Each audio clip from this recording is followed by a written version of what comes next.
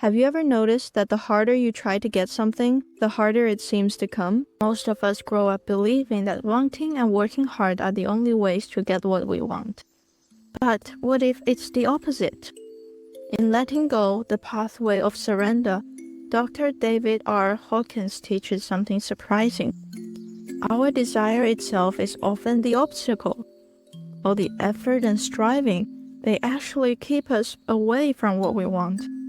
But when we surrender, when we truly let go of our desire, life starts to flow in ways we never had expected. Because of being totally surrendered, the impossible became possible, manifesting itself effortlessly and rapidly. That sounds beautiful in theory, right? But how do we actually do it? Here's how Hawkins explains the process in the book, Letting Go. Step 1. Identify the goal. In Letting Go, Hawkins shares his experience of finding an apartment in New York City. He started by writing down exactly what he wanted. Apartment in New York City was written down as a goal. When utilizing this way of achieving goals, we include all of the details, as impossible as it may seem to the rational mind. So, the ideal apartment was detailed, reasonably priced on Fifth Avenue in the 70s block, right next to an entrance to Central Park, at least 8 or 9 floor up in the rear so that the street noise would be minimized, and not any bigger than about 2.5 rooms. Here's the key. He didn't try to figure out how to get it.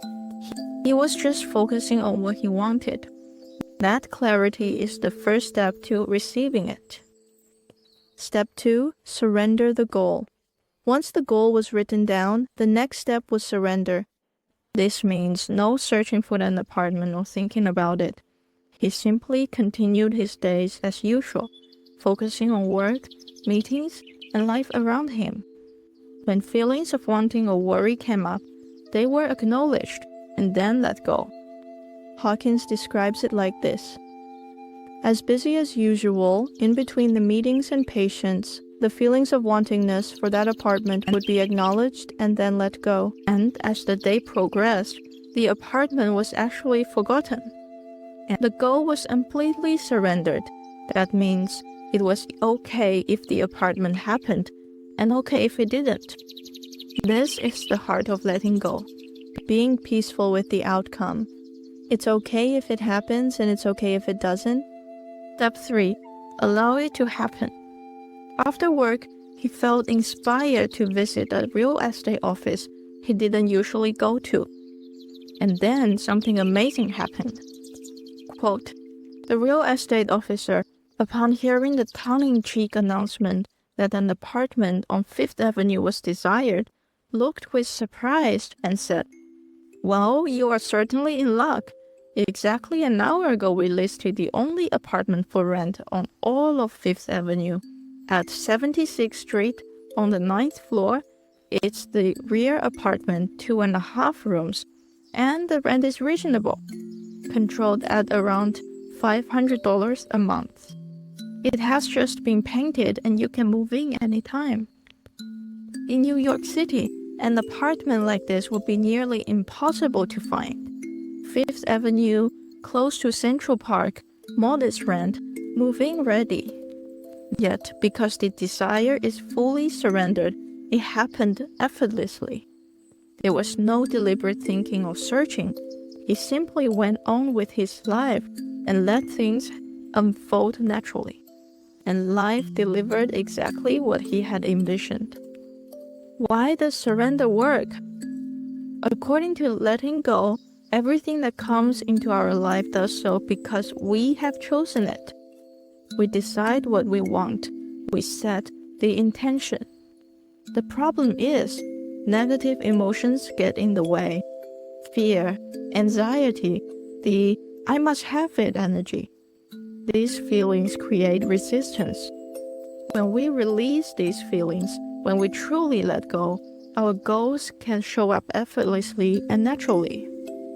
Quote, the energy of desire is, in essence, a denial that what we want is ours for the asking.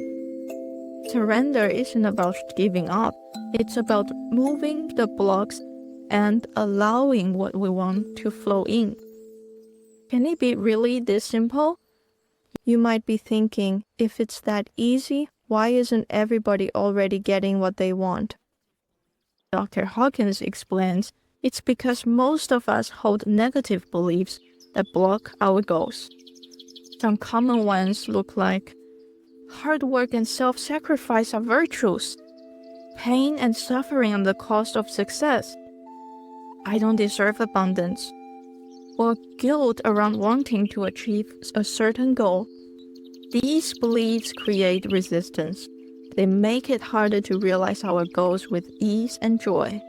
When we let go of these negative beliefs, our goals can appear naturally without struggle. The more we let go of these negative emotions, the more we see that the universe is like a loving, giving, and unconditionally supportive parent. It wants us to have everything we desire, and it is ours for the asking. Quote, we surrender the emotion of desire and, instead, merely choose the goal, picture it lovingly, and allow it to happen because we see that it is already ours. End quote. About the author. David R. Hawkins was the director of the Institute for Spiritual Research and the founder of the Path of Devotional Non-Duality. He practiced psychiatry for decades and was a life member of the American Psychiatric Association, among many other professional organizations.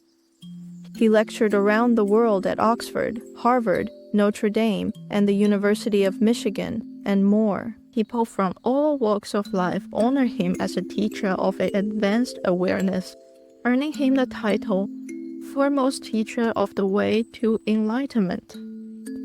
Thank you for listening.